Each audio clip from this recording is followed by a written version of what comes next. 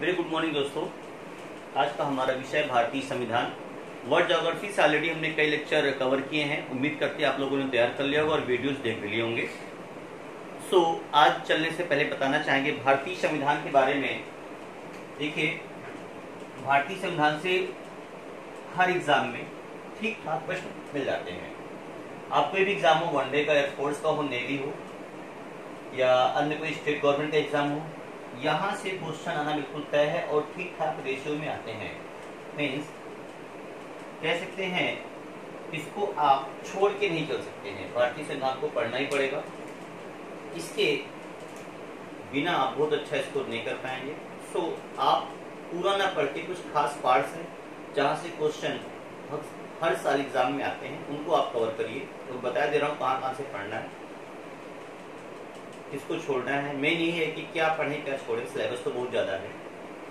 सबसे पहले डिस्कशन करते हैं क्या क्या पढ़ना है। हम उन्हीं पे चर्चा करेंगे जो कि परीक्षा के 10 से इम्पोर्टेंट है, बाकी प्रश्नों पे ज्यादा हम चर्चा नहीं करेंगे। दोस्तों, सबसे पहला प्रश्न, top most question, class 5th की बुक में भी मिल जाएगा, आपको पता भी है। लेकिन तब भी हर एग्जाम में, वनडे के एग्जाम में पूछा जाता है, अन्य एग्जाम में पूछा गया। जैसे देखिए, भारतीय संविधान जैसा कि आपको पता है, इसको उधार का लिया हुआ संविधान भी कहते हैं, क्योंकि इसमें से जितनी चीजें हमारे यहाँ रूल रेगुलेशन बनाए गए हैं एक अच्छा जीवन जीने के लिए, कि भारतीय समाज में रहने वाले सभी व्यक्तियों को एक अच्छा जीवन दिया जा सके, उसके लिए नियम कानून होना जरूरी है। इन सारे नियम कानूनों को क्या क्या रूल्स क्या क्या होना चाहिए, अलग अलग देशों से लिया गया है। इसीलिए भारतीय संविधान को उधार का संविधान भी कहते हैं। हमने मात्र अगर भारतीय संविधान को दिया है तो जो शून्य काल होता है वो कॉन्सेप्ट भारतीयों का दिया हुआ है। जो शून्य काल का समय होता है, शून्य काल का कॉन्सेप्ट आया हुआ है, वो भारतीयों के द्वारा दिया हुआ। बाकी भारतीय संविधान में जितनी चीजें समाहित की गई हैं वो अलग अलग देशों से, चाहे वो अमेरिका हो, ब्रिटेन हो, ऑस्ट्रेलिया हो, दक्षिण अफ्रीका हो या आयरलैंड हो, अलग अलग देशों से ली गई। तो एक प्रश्न तो यही से पूछता है किस देश से मैंने क्या लिया है। जैसे भी पूछा गया था रिसेंटली, मूल अधिकार कहाँ से लिए गए दोस्तों, तो मूल अधिकार अमेरिका से लिए गए हैं। नीति निर्देशक तत्व भारतीय संविधान में जो भाग 1, 2, 3, 4 पढ़ेंगे, राज्य के नीति निर्देशक तत्व वो कहाँ से लिए गए हैं, आयरलैंड से लिए गए हैं। तो इनको क्रमबद्ध तरीके से आपको पढ़ना पड़ेगा। तो अलग अलग जैसे जैसे हम भाग पढ़ाएंगे आपको वहाँ बताते चले जाएंगे कि ये भाग में जो चीजें दी गई हैं, चाहे वो मूल कर्तव्य हो, जैसे मूल कर्तव्य एग्जाम में बहुत पूछा गया, कहाँ से दोस्तों लिया गया है, रूस से लिया गया है। तो इन सब पे डिस्कशन करेंगे हम। आप ये समझ लीजिए कि जैसे आपका परिवार है, आपके परिवार को सुचारू रूप से चलाने के लिए एक मुखिया होता है। सेम कॉन्सेप्ट भारतीय संविधान का है। जैसे आपके घर में, मैं आपको ऐसे पैटर्न पे ले चलूंगा कि पूरे भारतीय संविधान को आपके घर से हम कनेक्ट कर देंगे। जैसे आपके घर की सीमाएं हैं, वैसे ही भारत देश की सीमाएं निर्धारित की गई हैं। जैसे आपके घर का मुखिया होता है, वैसे इस देश का भी एक मुखिया होता है। जैसे आपको अपने घर में ढेर सारे अधिकार मिले हैं, उसी प्रकार इस घर में यानी भारत देश के अंदर रहने वाले सभी लोगों को ढेरों अधिकार मिले गए हैं और उनके कर्तव्य हैं। तो भारतीय संविधान को मैं इतने व्यवहारिक तरीके से आपको पढ़ाऊंगा कि बहुत इजीली सब्जेक्ट आपको समझ में आ जाएगा। एक छोटा सा एग्जांपल मैं देना चाहूंगा। जैसे आप जब किसी घर में जन्म लेते हैं तो आपको उस घर में कुछ अधिकार मिल जाते हैं। जैसे पिता का फर्ज होगा कि आपका लालन पालन पोषण करेगा, आपकी जरूरतों को पूरा करेगा। वैसे ही भारतीय क्षेत्र में रहने वाले प्रत्येक व्यक्ति के लिए भारत सरकार का उत्तरदायित्व होगा कि वह उनके अधिकारों को दे, उनकी देख रेख करे, चाहे वो किसी प्रकार का अधिकार हो, अच्छा जीवन जीने का अधिकार हो, बोलने की सुविधा का अधिकार हो, या नियमों की बात करें तो नियम कानून, या जैसे आपके घर में नियम कानून होते हैं, आप 2-4 भाई हैं, 5 भाई हैं, सबको फॉलो करना होता है, माता पिता सारी गाइडलाइन देते हैं। उसी प्रकार से भारतीय संविधान में सारे नियमों की व्याख्या की गई है अलग अलग भाग में। तो ज्यादा लंबा न करते हुए आइए टॉपिक पे आते हैं और देखते हैं, वहीं पे हम आपको रिलेट कर देंगे कि आपके परिवार से भारतीय संविधान कैसे जुड़ा हुआ है। हर पल पल पे हर जगह आपको भारतीय संविधान की छाप आपको दिखाई पड़ेगी। चलिए, सबसे पहला प्रश्न जो कि एग्जाम में पूछा जाता है दोस्तों, रट लीजिए, भारतीय संविधान में कितने भाग हैं? बहुत एग्जाम में आया हुआ है। तो भारतीय संविधान में 22 भाग, एक ही प्रश्न। इसके अलावा पूछता है अनुसूची कितनी है?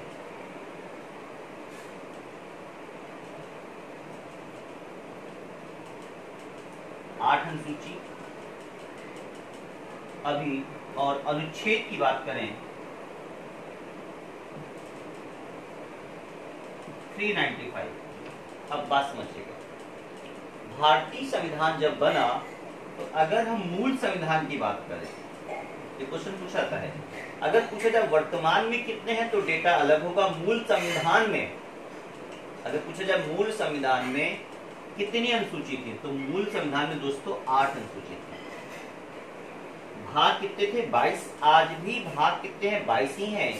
कुछ अलग बीच बीच में जोड़ दिए गए हैं, उनकी फुल काउंटिंग नहीं होती है। जैसे 14 का है, 9 का है, 9 खा है। अब अनुसूची 8 थी और ये आज की डेट में बढ़ के हो चुकी हैं 12।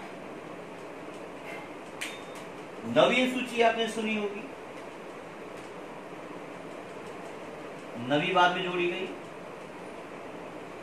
10वीं बाद में जोड़ी गई, 11वीं बाद में जोड़ी गई और ये 12वीं बाद में जोड़ी गई। तो बाद में 4 अनुसूची जोड़ी गई, 9वीं, 10वीं, 11वीं और 12वीं। अनुच्छेद की बात करें उस समय 395 अनुच्छेद थे और आज इन्हीं के सब पार्ट बना के अलग अलग जोड़े जा रहे हैं। जैसे 21 का, 51 का, तो टोटल अगर देखेंगे लगभग 440 से 45 के अप्रोक्स अनुच्छेद हो चुके हैं। लेकिन फुल काउंटिंग की बात करें तो 395 अनुच्छेद आपको ऑप्शन में मिलेगा। तो क्वेश्चन को थरोली रीड करिएगा, पूछता क्या है देखिएगा, भारतीय संविधान में कितने भारतीय संविधान के मूल संविधान में, जब मूल संविधान की बात करें, जब बना था तब की बात, जब भारतीय संविधान बना था उस समय पूछे तो 22, 8, 395। वो पूछे भारतीय संविधान में वर्तमान में, तो वर्तमान में 22 भाग, 12 अनुसूची और 395 अनुच्छेद ही आप टिक करेंगे। तो एक प्रश्न ये लगातार फोटोकॉपी एग्जाम में हो रहा है, इसको आप बिल्कुल रख लीजिए, हर एग्जाम में मिलेगा। इसके अलावा ये नहीं। अगला क्वेश्चन यही से पूछता है, इन 22 भागों को इंडिविजुअल आपको याद करना पड़ेगा, किस भाग में किस चीज की चर्चा की गई है। 22 भाग रटना आसान नहीं है, आपको पहले वो भाग हम रटाएंगे जो कि परीक्षा की दृष्टि से अत्यंत इंपॉर्टेंट है।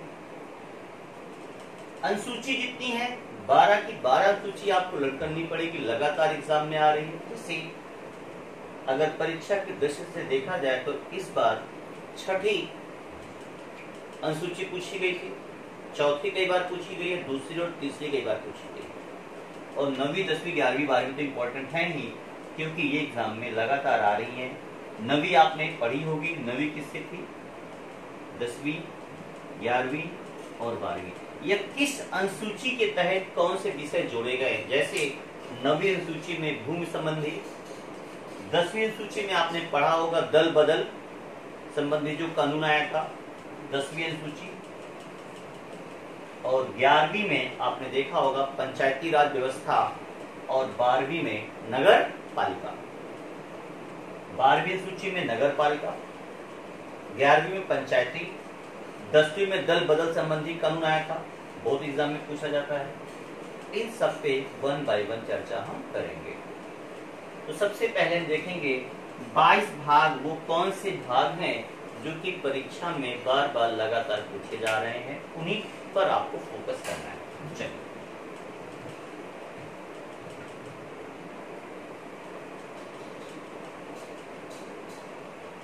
फिर हम डिस्कस करेंगे भारतीय संविधान कब लागू हुआ, कहाँ से हमने क्या लिया, पहले आगे जान लीजिए कितने भाग कितने अनुसूची, ये सब जान लीजिए, फिर आगे हम डिस्कस करेंगे। तो दोस्तों भाग 1, भाग 2, भाग 3, भाग 4, भाग 5।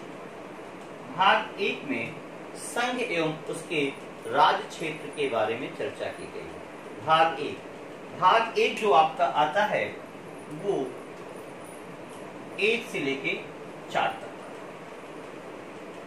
1 से लेके 4 तक मीन्स 1 से लेके 4 तक के सारे अनुच्छेद जो आर्टिकल्स हैं वो भाग 1 के अंतर्गत रखे गए हैं।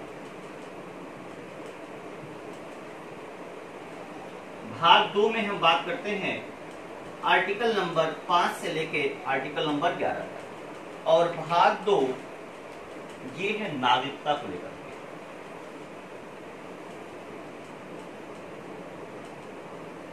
तो दोस्तों यहीं से बताना चाहेंगे नागरिकता का कॉन्सेप्ट, सिटीजनशिप कैसा हमारे यहाँ एकल नागरिकता है, जबकि अमेरिका में कैसे ये दोहरी है, और नागरिकता हमने लिया कहां से, ब्रिटेन से लिया। मीन्स आप कह सकते हैं भाग 2 की जो छाप हमारे यहाँ है उसमें हम बात करेंगे आर्टिकल नंबर 5 से 11। मीन्स 5 से 11 के बीच जितने भी आर्टिकल आएंगे ये व्याख्या करेंगे कि किसी व्यक्ति को नागरिकता कैसे दी जा सकती है और उसकी नागरिकता कैसे खत्म की जा सकती है। इन सब के बारे में हम चर्चा करेंगे आर्टिकल नंबर 5 से 11 के बीच में, चाहे वो 5 हो, 6 हो, 7 हो, 8 हो, 9 हो, 10 हो, 11। ये सारे आर्टिकल आपको रूल्स बताएंगे कि अगर आपको भारतीय नागरिकता लेनी है या आपसे कैसे छीनी जा सकती है, तो ऐसे ऐसे नियमों को पालन करना पड़ेगा। फिर बात करते हैं भाग 3। भाग 3 देखिए 11 से खत्म हो रहा तो 12 से स्टार्ट होगा, 12 से 35। और दोस्तों ये हैं आपके मूल अधिकार।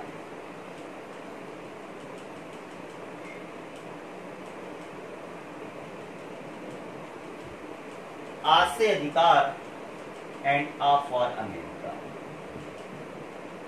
that is USA।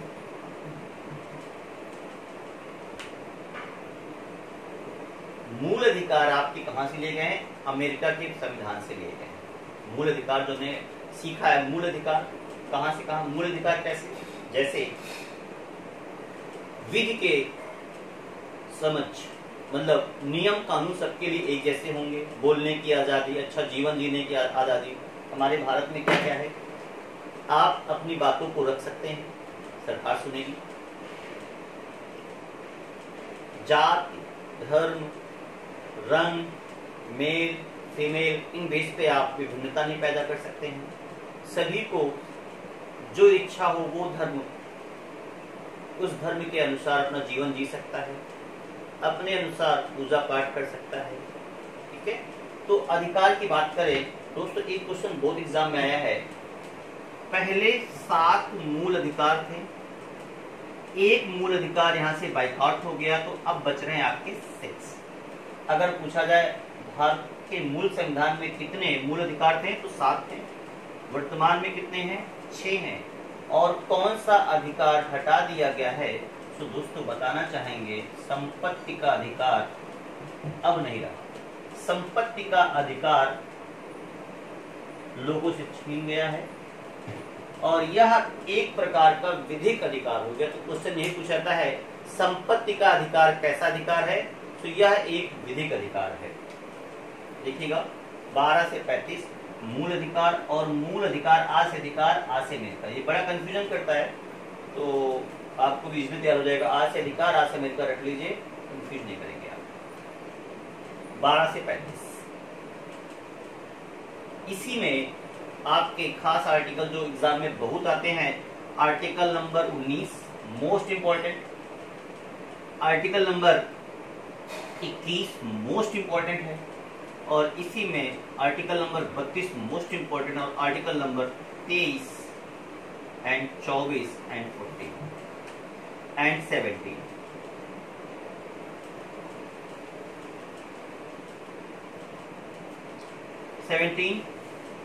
छुआछूत, छुआछूत का आर्टिकल आपने सुना होगा। अनटचबिलिटी किस आर्टिकल के तहत है? Article number 70।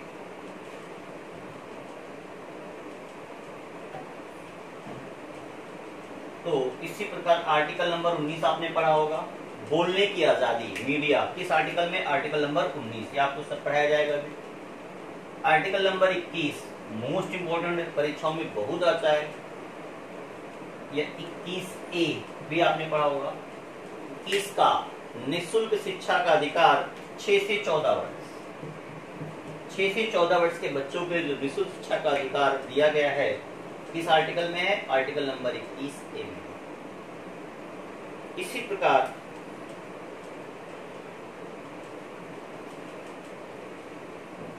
Article number 23 and 24 में पढ़ेंगे आप। 23 में क्या था?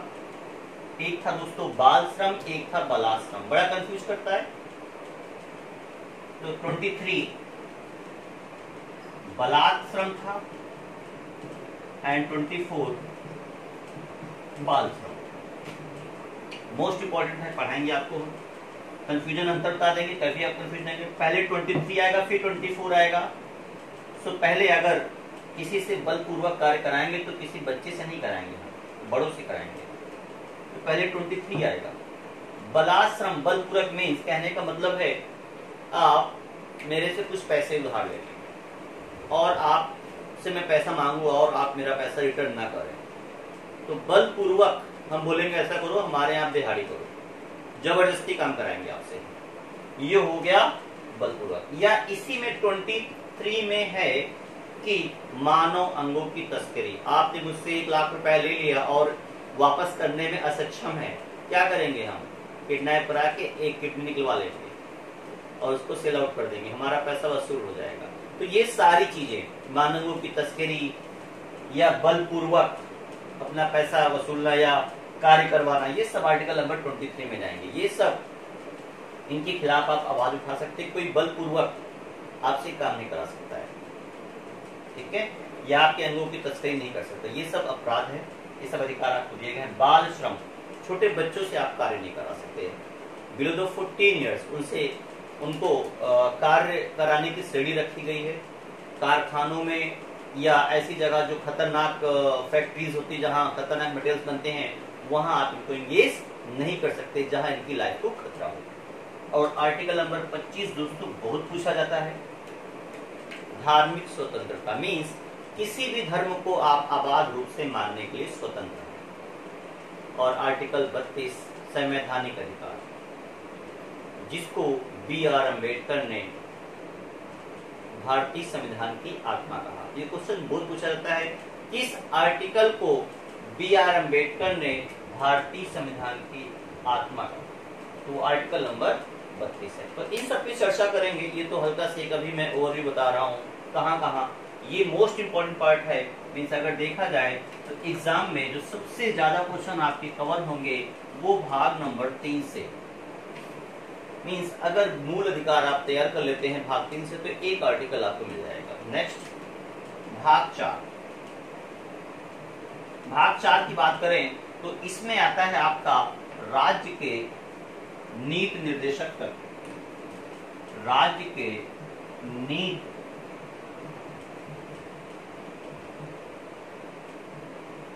निर्देशक तक, ये आपको पूरा पढ़ना है। इसमें क्या है, वो आर्टिकल 36 खत्म किया था, ये हो जाएगा 36 से 51। इसमें कल्पना की गई है कोई राज्य कैसे कल्याणकारी हो सकता है। मीन्स वो अपने राज्य में रहने वाले लोगों के लिए कितना हितैषी हो सकता है, क्या क्या कल्याण कर सकता है। इन सभी आर्टिकल के बारे में आर्टिकल नंबर 36 से 51 के बारे में चर्चा की गई है। तो इसमें की खास आर्टिकल में आर्टिकल नंबर 40 एग्जाम में बहुत पूछता है, पंचायती। 43 मोस्ट इंपोर्टेंट है, 47 मोस्ट इंपोर्टेंट है एंड 45 एंड 48 एंड एग्जाम में इस बार 51 भी आया था। अंतरराष्ट्रीय शांति, इंटरनेशनल पीस को लेकर के आया था।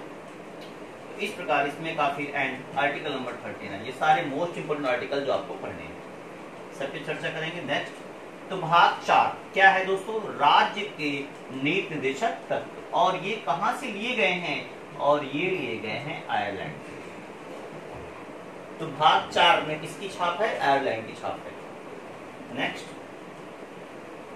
और नया क्वेश्चन बन सकता है, और भाग 4 का, भाग 4 का, भाग 4 का में हम बात करते हैं मूल कर्तव्य की। मूल कर्तव्य भाग 4 का, और इसमें आर्टिकल नंबर दोस्तों है 51 का। और मूल कर्तव्य देखिए ये आपसे लिए गए हैं रूस से लिए गए, मुंह और रू मिलाइए वर्ड, मुंह और रू। मूल देखिए, मूल अधिकार और मूल कर्तव्य अक्सर पेपर में आते हैं मिलान के लिए। मूल अधिकार और मूल कर्तव्य। अधिकार कहां से लिए गए दोस्तों, अमेरिका से, और कर्तव्य रूस से। देखिए एक वर्ड पकड़ लीजिए, कोई शॉर्टकट सीखना पड़ेगा ताकि एग्जाम में आपको कंफ्यूजन ना हो। मू रू मिल गया, आ अमेरिका, एग्जाम में बहुत पूछेगा ये। अब मैं यहां तक के भाग 4 तक की बात करते हैं, और इनको आपकी फैमिली से हम क्लब करते हैं, आपके जीवन से कैसे कनेक्टेड है सीखेगा। भाग 1 हमने किसकी बात की, संघ राज क्षेत्र। कंपेयर करिए, मीन्स भारत जो देश है इसकी एक बाउंड्रीज है, उसी प्रकार आपके घर की भी एक बाउंड्रीज है, ठीक है। भाग 2 में नागरिकता है, इस बाउंड्री के अंदर कोई जन्म लेता है या कोई अंदर बाहर होता है तो उसको सिटीजनशिप दी जाती है। उसी प्रकार आपके घर में भी तो है, आपके घर की बाउंड्री है, आपके घर में जब कोई बच्चा जन्म लेता है तो क्या बोला जाता है कि फलनमा के घर में किसी बच्चे ने जन्म लिया। तो आपकी पहचान उस घर से होती है जिस घर में आप जन्म ले रहे हैं। उसी प्रकार भारत के अंदर जो भी किसी भी क्षेत्र में जन्म लेगा उसकी पहचान इंडियन के नाम से, कि वो भारतीय है, इस नाम से जाना जाएगा। जैसे कोई बच्चा यहाँ जन्म लेगा रमेश, और उनके पिता कौन है, सुरेश हैं, क्या कहा जाएगा, जो बच्चा जन्म रमेश लिया है किसके घर का है, सुरेश का घर का है। अब तो ये हो गया सिटीजनशिप। इसी में आप ऐसे समझ सकते हैं, जब कोई दूसरे देश से यहाँ आता है तो उसको नागरिकता मिल जाती है इस घर की, इस देश की। उसी प्रकार इस घर में जब कोई दूसरे घर से आता है ब्याह करके, जैसे कोई लेडीज की जब शादी होती और इस घर में आ जाती है तो उसकी नागरिकता इस घर से खत्म हो जाती दोस्तों, और उसको नागरिकता इस घर की मिल जाती है। जैसे आपके घर में आपकी भाभी आई होंगी, वो पहले किसी दूसरे गांव या जिले या राज्य की रही होंगी, लेकिन अब उनकी पहचान वहां खत्म हो गई है, वो आपके घर की हो गई है, तो उनको नागरिकता आपके हाथ मिल गई। उसी प्रकार जब कोई दूसरे देश से हमारे यहाँ आके बस जाता है तो उसको नागरिकता हमारे यहाँ की मिल जाती है। इसी प्रकार जब कोई हमारे यहाँ से दूसरी जगह चला जाता है तो उसकी नागरिकता हमारे यहाँ से खत्म कर दी जाती है। जैसे हमारी बहन बेटियां जब शादी करके बाहर जाती हैं तो उनकी नागरिकता क्या होती है, हमारे यहाँ से खत्म हो जाती है। उसी प्रकार जब हमारे देश से कोई गर्ल्स दूसरी कंट्री से ली जाती है तब भी उसकी नागरिकता खत्म कर दी जाती है। और फिर कनेक्ट करें अपने घर से, जब कोई लड़का अपने घर से बगावत कर देता है तो पिताजी सीधे पेपर निकलवा देते हैं कि इस पुत्र का मेरे से कोई संबंध नहीं है, क्योंकि वो घर के खिलाफ ही बगावत करता है। और वही चीजें यहाँ, अगर आप देश के खिलाफ ही बगावत कर देंगे तब भी आपकी नागरिकता खत्म कर दी जाएगी। तो इसको आप ऐसे अपने घर से एक एक पॉइंट कनेक्ट कर सकते हैं। अब आपने जैसे ही इस क्षेत्र में जन्म लिया आपको अधिकार मिल गए, क्या, वही भाग होता है 3। भाग 3 कनेक्ट करिए, भाग 3 को कनेक्ट करिए।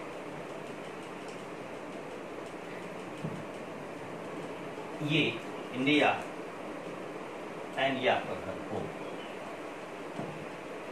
आपने जिस घर में जन्म लिया, पेरेंट्स क्या क्या ध्यान देते हैं? बच्चे का हर चीज, जैसे इस घर में 3 से 4 बच्चे हैं, तो सभी बच्चों को बराबर अधिकार होते, चाहे वो बॉयज हो या गर्ल्स हो। क्या कोई माता पिता अपने दोनों बच्चों में विभेद करता है? कभी नहीं करता दोस्तों। उसी प्रकार देश के अंदर जन्म लेने वाले प्रत्येक व्यक्ति के लिए भारतीय संविधान एक जैसा है, अलग नहीं है। सबके लिए नियम कानून बराबर है। मीन्स अगर ये बच्चा गलत कर रहा है तो माता पिता उसको दोषी ठहराएंगे। मीन्स अगर आप भी गलत हैं तो गलत हैं। मीन्स विधि के समझ समता, मतलब नियम कानून सबके लिए बराबर है। जैसे घर में होता है वैसे ही यहाँ पर है। दूसरा, अक्सर आपने देखा होगा एक घर में अगर कोई एक अपंग बच्चा है तो उसको विशेष रियायत दी जाती है, छूट। उसी प्रकार यहाँ हमारे देश में कुछ ऐसी कास्ट हैं, SC, ST, इनको विशेष राहत या आरक्षण दिया जाता है ताकि ये मुख्य धारा में आगे बढ़ सके। जैसे कि यहाँ अपंग और विकलांग बच्चों की सहायता उनके पेरेंट्स द्वारा की जाती है। हर पेरेंट्स अपने अपंग विकलांग बच्चों के लिए ज्यादा सेंसिटिव होता है कंपेयर टू जो अच्छे बच्चे हैं, क्योंकि वो जानता है कि जो हमारा अच्छा बच्चा है वो तो अपना जीवन निर्वाह कर लेगा, लेकिन जो हमारा एक बच्चा अपंग है वो जीवन निर्वाह अच्छे से नहीं कर पाएगा। वही हालत देश के अंदर रखिए, जो SC, ST है, अनुसूचित जाति जनजाति हैं, जो मुख्य धारा से पीछे हो चुके हैं, उनको इसीलिए आरक्षण दिया जा रहा है क्योंकि ये भी मुख्य धारा में आ सके और एक अच्छा जीवन जी सके। ये हो गया आरक्षण। ये सारे आर्टिकल आपको मिलेंगे। फिर क्या एक पेरेंट्स अपने 2 बच्चों 3 बच्चों के बीच कलर के हिसाब से विभेद करता है? एक बेटा उसका बहुत फेयर कलर का है, एक डार्क कॉम्प्लेक्शन है, तो क्या कोई माँ बाप अपने काले वाले बच्चे गोरे बच्चों के बीच में कोई अंतर करता है? नहीं। उसी प्रकार भारतीय संविधान में कलर के हिसाब से आप विभेद नहीं कर सकते हैं, जेंडर के हिसाब से आप विभेद नहीं कर सकते हैं। मीन्स जाति, धर्म, इन सब के हिसाब से आप कभी विभेद नहीं कर सकते। अब इस घर में, एक घर में आप देखे होंगे कोई 3-4 बच्चे हैं, कोई क्रिश्चियन रूल्स को फॉलो कर रहा है, कोई मुस्लिम को फॉलो कर रहा है, कोई हिंदू कल्चर को फॉलो कर रहा है। एक ही घर में ऐसे कई केसेस मिल जाएंगे। एक घर में 2 धर्म को अनुसरण करने वाले लोग मिल जाएंगे, या एक ही घर में कोई संतोषी माता का भक्त है और कोई हनुमान जी का भक्त है, उसको आप रोक नहीं सकते। उसकी जिसमें आस्था है उसमें पूजा कर सकता है। उसी प्रकार भारतीय संविधान में आर्टिकल नंबर 25 भी आपसे ही कहता है, आपकी जिसमें आस्था आप उसकी पूजा करो, आपसे हम कोई रोक टोक नहीं करेंगे। तो आप पूरा घर से, जिस अब बोलने की आजादी की बात करें, जिस प्रकार आपके घर में किसी भी होने वाले फैसले में बच्चों को बोलने की आजादी होती है, वो बताते कि माता पिता ऐसा नहीं ऐसा करो, आप बोलते अपने घर में, आप अपने माता पिता को सलाह देते हैं, क्या आपके माता पिता आपको चुप करा देते? नहीं, आपकी सलाह को सुनते हैं। वैसे ही यहाँ पर भारतीय संविधान में भी आपको बोलने की आजादी दी गई है। तो दोस्तों इस प्रकार आप देख सकते हैं भाग 3 भी कनेक्ट हो रहा आपके पारिवारिक लाभ से। इसी प्रकार हमने आपको रहने के लिए घर दिया,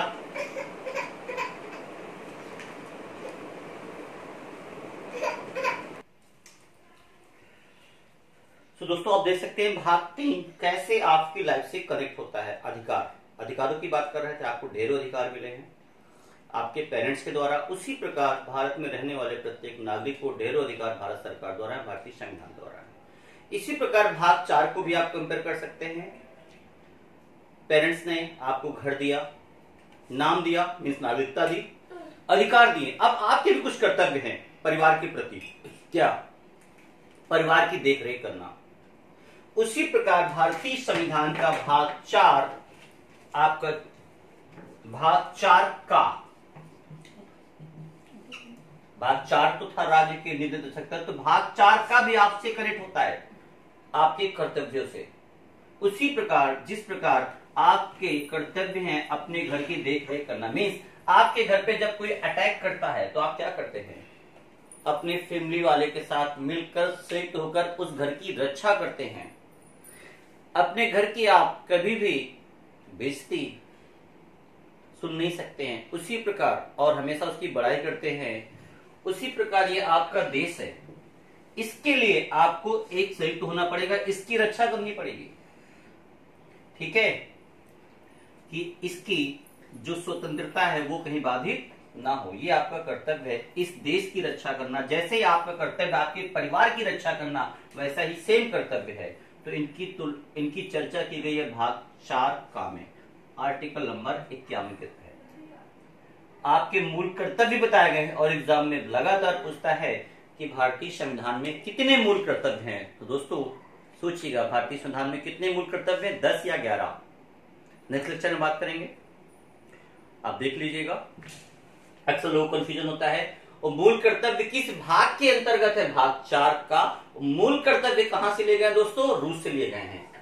सो लास्ट लेक्चर को बड़ा ना करते हुए केवल 30 मिनट से रखेंगे। तो आज का मेरा उद्देश्य था हल्का सा इस पॉलिटी के बारे में, संविधान के बारे में बताना। तो संविधान से के कारण ये आप अच्छा जीवन आज जी रहे हैं देश में, तो इसको जाने, क्या क्या आपके अधिकार है, कैसे क्या है भारतीय संविधान क्या है।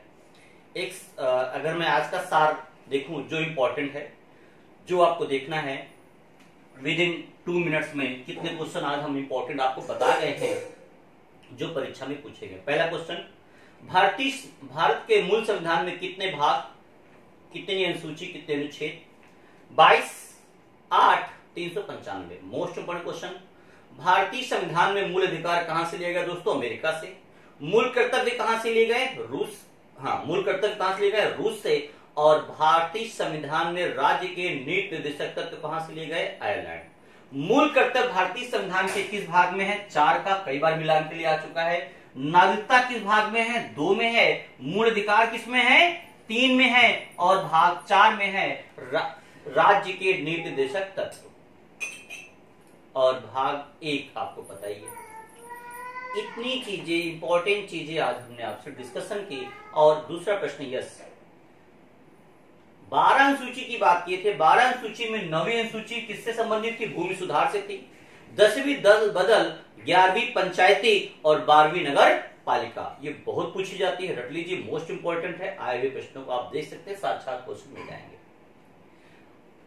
बाकी भाग और अनुसूचियों की चर्चा हम अगले लेक्चर में करेंगे, इतना आप तैयार कर लें। नेक्स्ट लेक्चर में मिलते हैं, थैंक यू।